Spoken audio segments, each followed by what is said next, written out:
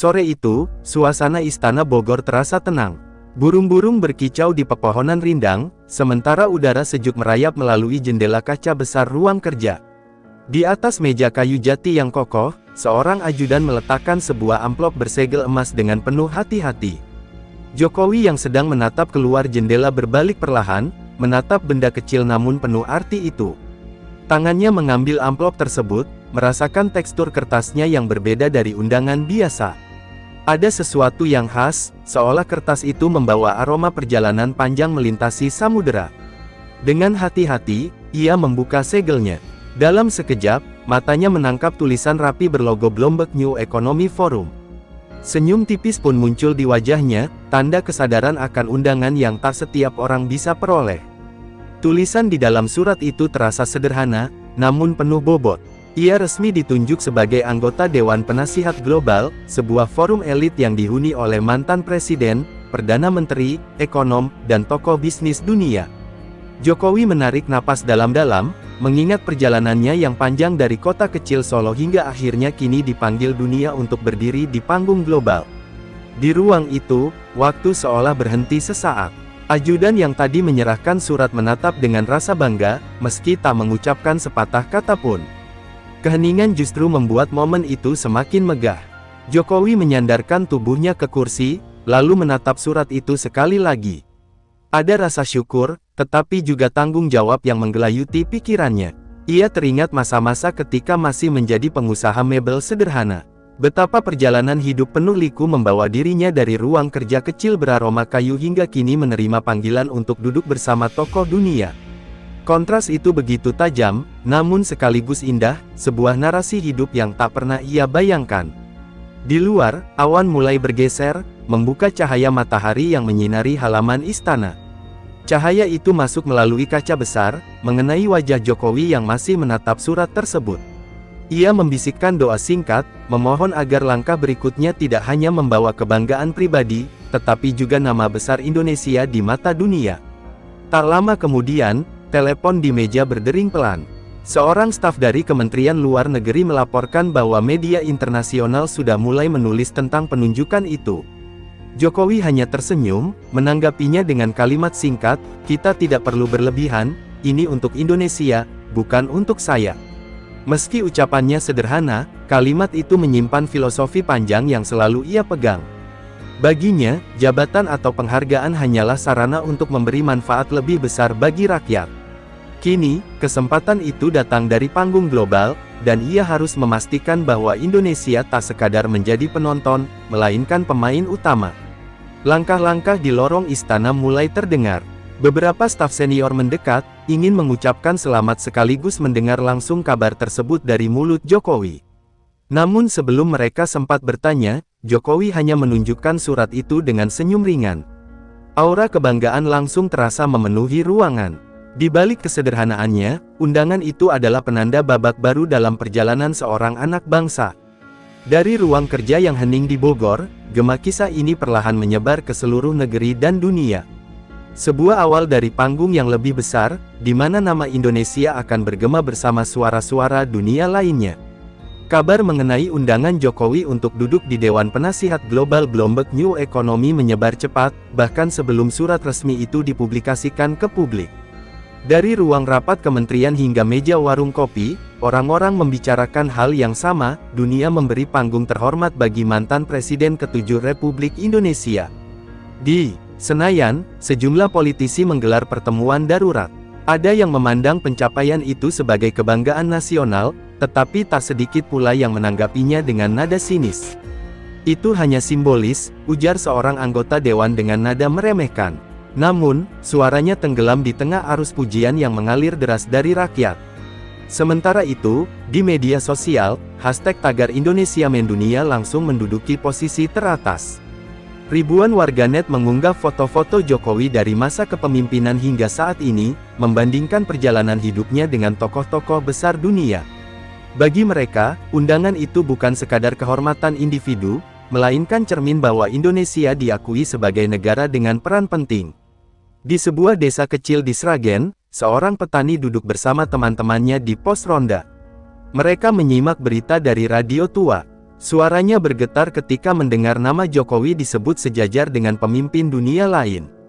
"Itu anak Solo, tuh. Bisa duduk di sana," katanya dengan bangga.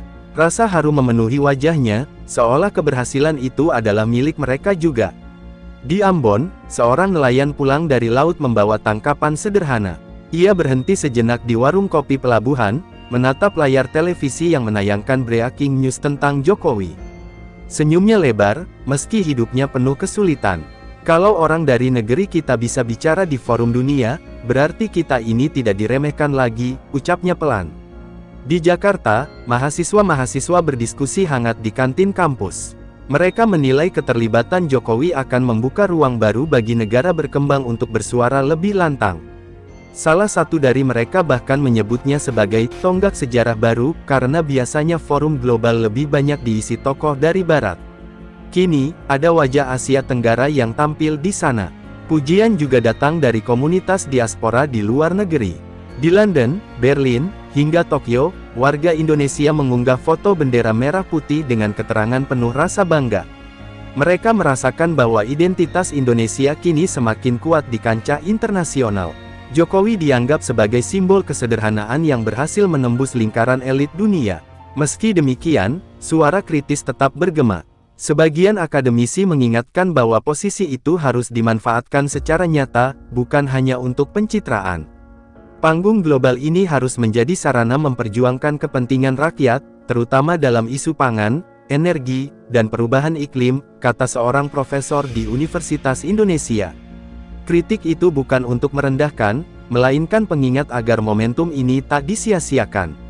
Di balik riuh pujian dan perdebatan, Jokowi tetap bersikap tenang. Ia menerima kabar tentang euforia publik dengan senyum ringan, tak pernah terlihat berlebihan. Baginya, kebanggaan rakyat jauh lebih penting dibanding sorotan media. Ia tahu, ekspektasi yang melekat pada undangan itu tidaklah kecil. Di Senayan, seorang anggota Dewan Oposisi yang biasanya keras pun terdiam ketika melihat reaksi rakyat. Ia menyadari, apapun pandangannya, dunia sudah memberi tempat kepada Jokowi. Keheningan singkatnya menjadi simbol bahwa kebanggaan nasional kadang lebih besar dari kepentingan politik sesaat. Suasana Nusantara malam itu terasa berbeda. Dari barat hingga timur, orang-orang berbincang tentang satu hal yang sama, Indonesia mendapat pengakuan global. Mereka menatap masa depan dengan optimisme, seolah undangan itu membuka pintu baru untuk bangsa yang selama ini hanya dianggap penonton di panggung internasional. Di Istana Bogor, Jokowi menutup tirai jendela kamarnya. Ia tahu, cerita ini baru dimulai. Di balik sorak-sorai rakyat, ada tanggung jawab yang jauh lebih besar menantinya. Panggung dunia sedang menunggu, dan ia harus memastikan bahwa setiap langkah yang diambilnya membawa harum nama Indonesia. Pagi itu, langit Jakarta tampak cerah ketika konvoi kendaraan hitam bergerak perlahan menuju Bandara Soekarno-Hatta. Jokowi duduk di kursi belakang dengan wajah tenang. Ia tidak mengenakan dasi, hanya kemeja putih sederhana di balik jas biru tua. Kesederhanaan itu kontras dengan besarnya misi yang ia emban, membawa nama Indonesia ke lingkaran elit dunia. Di ruang VIP bandara, sejumlah pejabat tinggi menunggu untuk melepas keberangkatannya. Suasana terasa hangat, namun penuh harapan. Beberapa menteri tampak menyalami dengan hormat, sementara staf diplomatik memberikan laporan singkat mengenai agenda forum. Jokowi hanya mengangguk pelan, menyimak setiap detail dengan seksama. Pesawat khusus yang akan membawanya menuju New York sudah bersiap di landasan. Begitu melangkah menaiki tangga, kamera media langsung mengarah, mengabadikan setiap gerakan. Dari layar televisi, jutaan pasang mata rakyat Indonesia menyaksikan momen itu, seakan mereka ikut mengantarkan pemimpin bangsanya ke panggung dunia. Perjalanan panjang menembus samudera berlangsung hening. Jokowi duduk di kursinya sambil menatap lembaran catatan. Ia membaca kembali poin-poin penting yang akan disampaikan di forum. Kata-kata sederhana, namun syarat makna, dirancang untuk menjadi jembatan antara negara maju dan berkembang. Ia ingin suara Asia Tenggara, khususnya Indonesia, tidak lagi dipandang sebelah mata. Sesampainya di Bandara JFK, sambutan meriah sudah menunggu. Barisan mobil hitam dengan pengawalan ketat mengiringinya menuju hotel tempat para tokoh dunia menginap. Di sepanjang jalan Manhattan, spanduk bertuliskan asterisk, "Welcome Presiden Joko Widodo," Global Advisor, menghiasi beberapa sudut kota. Bagi banyak orang Indonesia yang tinggal di New York, pemandangan itu terasa seperti mimpi. Saat memasuki lobi hotel, sejumlah pejabat dan wartawan internasional berebut mendekat. Blitz kamera menyala bertubi-tubi, menangkap sosok mantan Presiden Indonesia yang kini disandingkan dengan para pemimpin dunia lainnya. Jokowi melangkah tenang, tanpa gestur berlebihan, namun aura kehadirannya mampu membuat ruangan itu hening sesaat. Keesokan harinya, ia berjalan menuju ruang pertemuan utama. Gedung itu berdiri megah dengan dinding marmer dan lampu kristal berkilauan. Jokowi duduk sejajar dengan tokoh-tokoh besar, mantan presiden, perdana menteri, hingga CEO raksasa dunia. Michael Bloomberg sendiri berdiri menyambutnya dengan tangan terbuka. "Mar Widodo, dunia menantikan pandangan Anda," katanya hangat. Suasana penuh wibawa itu membuat banyak mata tertuju kepadanya.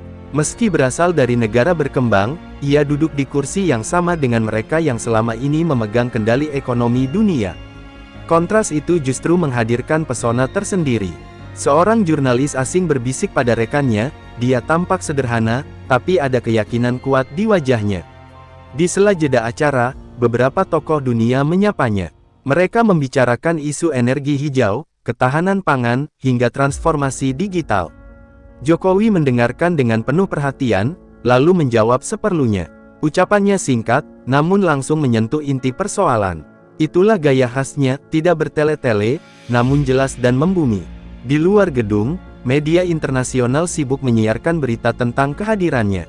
CNBC menayangkan siaran langsung dengan judul Indonesia's Jokowi Joins Global Economic Advisory Board. Sementara itu, BBC menyoroti perjalanan hidupnya dari pengusaha mebel hingga kini menjadi penasihat global.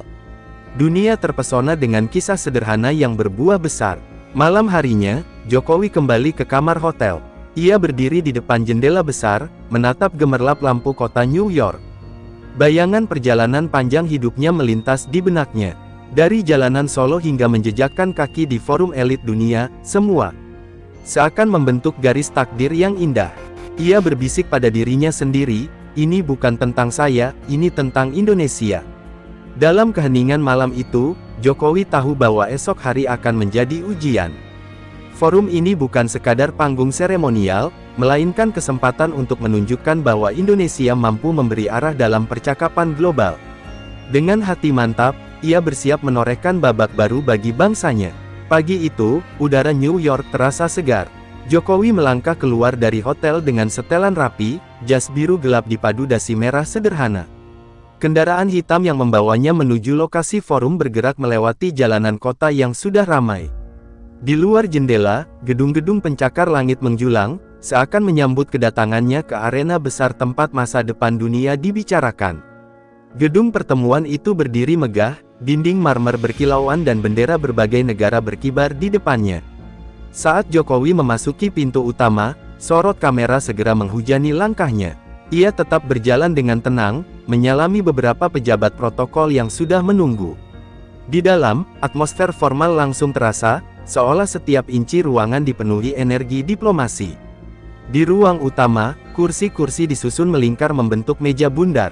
Nama-nama besar dunia sudah duduk di sana, mantan presiden, perdana menteri, ekonom kelas dunia, hingga CEO perusahaan raksasa.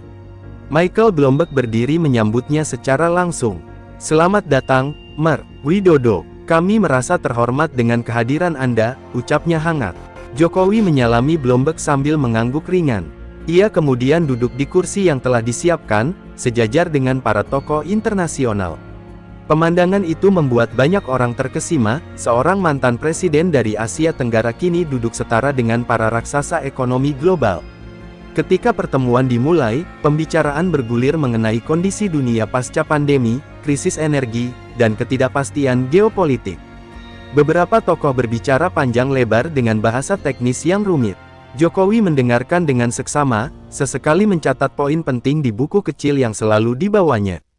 Tiba gilirannya berbicara, ruangan mendadak hening. Semua mata tertuju padanya. Jokowi membuka dengan kalimat sederhana, "Dunia tidak bisa terus berjalan dengan pola lama. Negara berkembang perlu duduk sejajar, bukan sekadar menjadi penonton." Ucapannya pendek, namun syarat makna. Sejenak ruangan terdiam, lalu beberapa kepala mengangguk perlahan. Ia melanjutkan dengan penjelasan mengenai pentingnya transformasi energi yang adil, di mana negara maju dan berkembang saling menopang, bukan saling meninggalkan. Jokowi berbicara tanpa naskah panjang, hanya berbekal pemahaman mendalam dari pengalaman memimpin Indonesia. Kesederhanaannya justru membuat pesannya terasa lebih kuat. Seorang mantan Perdana Menteri Eropa sempat mengajukan pertanyaan kritis, mempertanyakan kesiapan negara berkembang menghadapi transisi energi. Jokowi menjawab tenang, kesiapan itu ada, selama ada kemauan untuk berbagi teknologi dan akses pendanaan. Dunia tidak akan stabil jika hanya segelintir negara yang maju sendirian. Jawabannya disambut tepuk tangan kecil yang terdengar tulus. Di sudut ruangan, seorang ekonom ternama dari Amerika mencatat kalimat-kalimat Jokowi dengan serius. Baginya, perspektif dari Asia Tenggara ini adalah angin segar di tengah dominasi wacana Barat. Media internasional yang meliput pun langsung mengutip kata-kata Jokowi sebagai sorotan utama. Pertemuan berlangsung berjam-jam, namun kehadiran Jokowi terus menjadi pusat perhatian. Meski tidak berbicara paling banyak, setiap kali ia menyampaikan pandangan, suasana ruangan berubah. Ada rasa hormat yang tumbuh, bukan karena jabatan, melainkan karena ketulusan dan keberanian menyuarakan hal-hal yang sering diabaikan. Ketika sesi pertama usai, beberapa tokoh dunia menghampirinya. Mereka menyalami sambil menyampaikan kekaguman. Anda berbicara dengan cara yang berbeda, tapi sangat mengena, ujar seorang CEO perusahaan energi global. Jokowi hanya tersenyum tipis, menjawab dengan kalimat singkat, saya hanya menyampaikan apa yang dirasakan rakyat di negara berkembang. Sore itu, ketika keluar dari gedung pertemuan, Jokowi kembali disambut sorotan kamera. Namun kali ini, bukan hanya karena statusnya sebagai anggota baru, melainkan karena isi pandangan yang ia bawa. Dunia mulai mendengar suara Indonesia melalui dirinya. Dari meja bundar itu, gema peran bangsa ini mulai mengalir ke seluruh penjuru dunia. Hari kedua forum dimulai dengan suasana berbeda. Jika sebelumnya banyak tokoh berbicara formal dengan nada diplomatis, kali ini ruang pertemuan penuh dengan ketegangan. Isu besar tentang geopolitik, perang dagang, dan perubahan iklim menciptakan perdebatan sengit antar anggota. Suara-suara meninggi, tangan-tangan menunjuk ke arah lawan bicara, dan atmosfer ruangan terasa panas. Seorang pejabat tinggi dari Amerika menekankan pentingnya menjaga stabilitas ekonomi dengan mengandalkan negara-negara besar. Namun, delegasi dari Afrika Selatan langsung menyela dengan nada tajam, menuding bahwa model lama hanya menguntungkan segelintir negara. Perdebatan semakin keras, bahkan beberapa tokoh terlihat kehilangan kesabaran. Di tengah hiruk-pikuk itu, Jokowi duduk dengan wajah tenang. Ia mendengarkan setiap argumen tanpa tergesa-gesa. Buku catatan kecil di tangannya kembali dipenuhi coretan singkat. Baginya, ini bukan sekadar pertarungan ide, melainkan momen untuk menyampaikan suara dunia yang jarang mendapat tempat. Ketika Bloomberg memberi kesempatan berbicara, Jokowi berdiri perlahan. Suasana yang semula riuh langsung mereda. Semua mata tertuju padanya. Dengan suara tenang, ia berkata, dunia tidak bisa terus terjebak dalam pola persaingan. Jika negara maju hanya menjaga kepentingannya, krisis global akan selalu berulang. Kalimat sederhana itu menancap kuat di telinga para hadirin.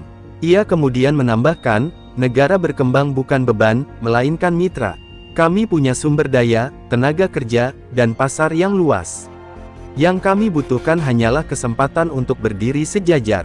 Jika akses teknologi dan investasi terbuka, maka kestabilan dunia akan lebih mudah tercapai. Sejenak, ruangan kembali hening. Seorang ekonom dari Eropa mencoba menguji pandangannya. Apakah Anda yakin negara berkembang siap memikul tanggung jawab sebesar itu? Tanyanya skeptis. Jokowi tidak menunduk, ia menatap langsung dan menjawab, kami tidak hanya siap. Kami sudah membuktikannya. Lihat bagaimana Indonesia menjaga stabilitas saat pandemi, atau bagaimana Afrika mampu meningkatkan kapasitas pangan. Dunia hanya perlu percaya. Jawaban itu memicu tepuk tangan spontan dari beberapa sudut ruangan. Bahkan delegasi yang sebelumnya bersih tegang kini mengangguk pelan, seakan kata-kata Jokowi berhasil menjembatani jurang perbedaan. Bloomberg yang duduk di sampingnya terlihat tersenyum puas, menyadari peran baru Jokowi sebagai penengah. Diskusi kembali bergulir, tetapi kali ini dengan nuansa berbeda. Nada keras yang sebelumnya mendominasi perlahan berubah menjadi percakapan yang lebih konstruktif. Banyak tokoh mulai mengacu pada pernyataan Jokowi sebagai pijakan dalam menyusun argumen mereka. Indonesia, lewat sosoknya, menjadi poros yang mampu meredam ketegangan. Di luar ruangan, media internasional segera menyorot momen tersebut. Joko Widodo emerges as a voice of balance in global debate, tulis salah satu headline. Komentator politik menyebutnya sebagai intervensi yang sederhana namun efektif, bukti bahwa gaya komunikasi yang membumi bisa menandingi retorika para raksasa dunia. Bagi Jokowi sendiri, tepuk tangan itu bukan tujuan. Ia lebih melihatnya sebagai kesempatan agar suara negara-negara kecil tidak lagi tenggelam.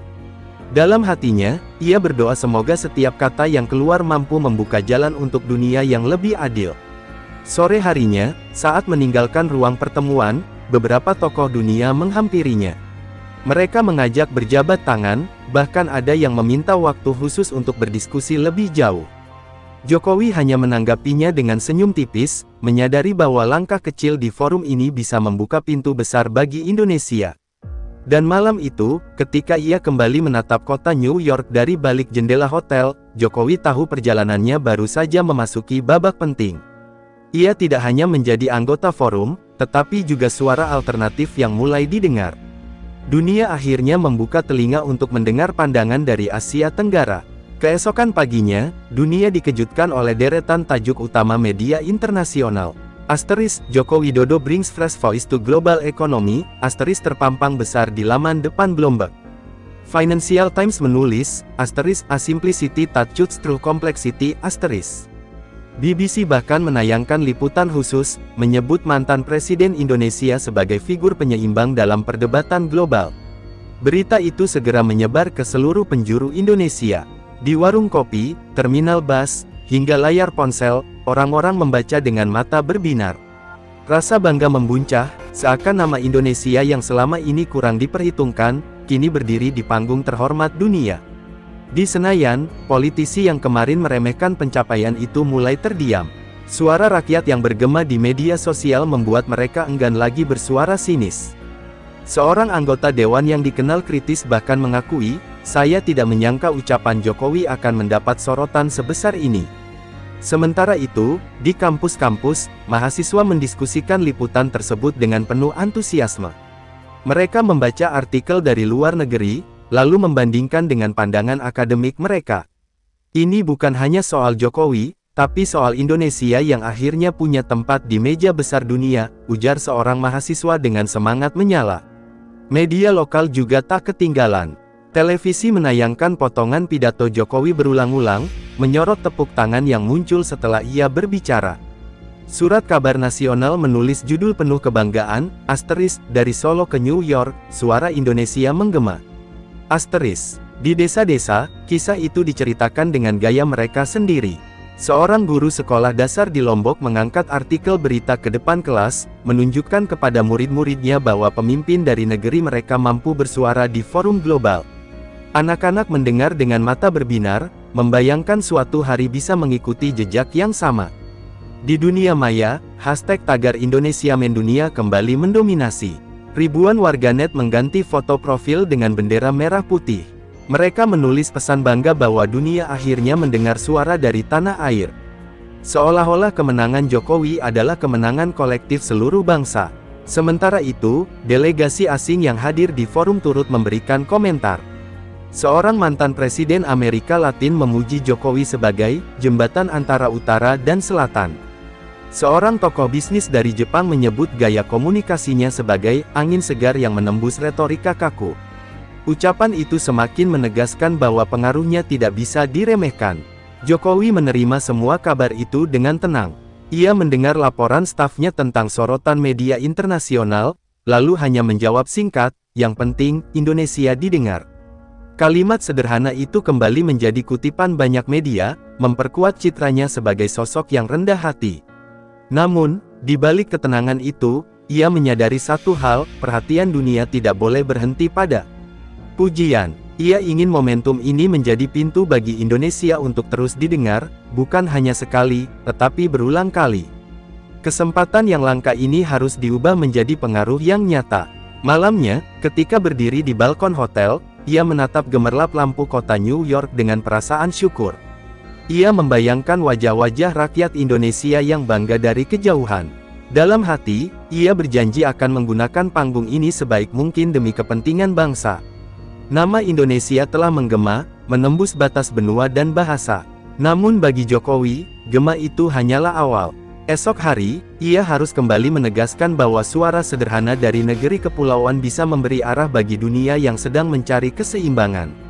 Di Jakarta, para mahasiswa berkumpul di ruang diskusi, membedah isi pidato yang sederhana namun syarat makna. Mereka menyoroti kalimat tentang pentingnya membangun jembatan antara negara besar dan kecil.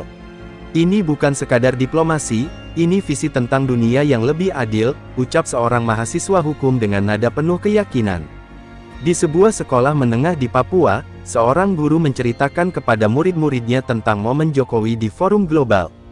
Ia menjelaskan bagaimana seorang anak desa dari Solo bisa menembus panggung internasional. Kalau beliau bisa, kalian juga bisa, katanya, membuat mata anak-anak berbinar dengan mimpi baru. Sementara itu, di forum akademik luar negeri, nama Jokowi mulai menjadi bahan kajian. Dosen-dosen di Eropa dan Amerika mengajak mahasiswanya meneliti gaya komunikasi politiknya yang unik. Mereka menyebutnya sebagai model kepemimpinan Asia yang berbeda dari kebiasaan Barat. Di ruang rapat PBB, beberapa diplomat masih memperbincangkan kalimat Jokowi yang dianggap menohok. Seorang perwakilan Afrika mengatakan, dia mengingatkan kita semua, bahwa suara negara berkembang seharusnya tidak dipandang sebelah mata.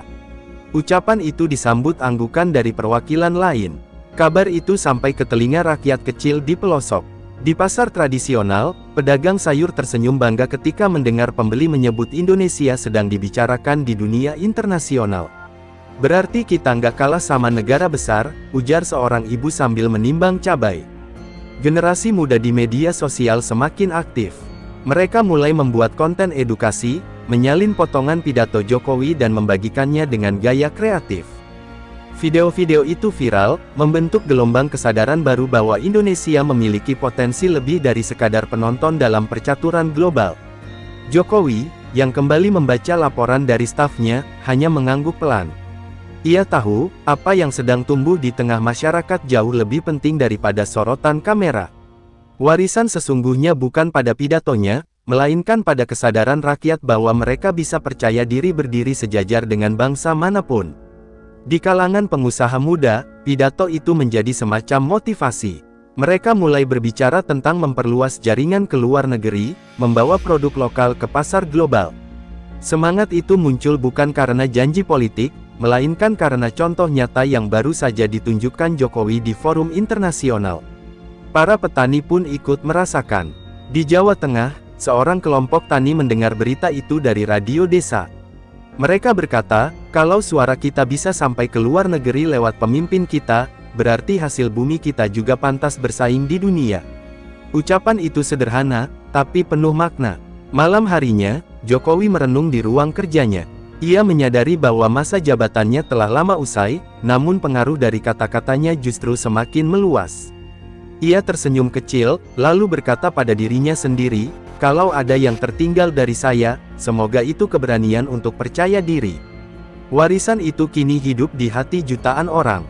Dari kampung kecil hingga kota besar, dari ruang kelas hingga forum internasional, nama Indonesia kini disebut dengan penuh hormat. Bukan karena kekuatan senjata atau kekayaan berlimpah, melainkan karena keberanian bersuara dengan jujur dan sederhana.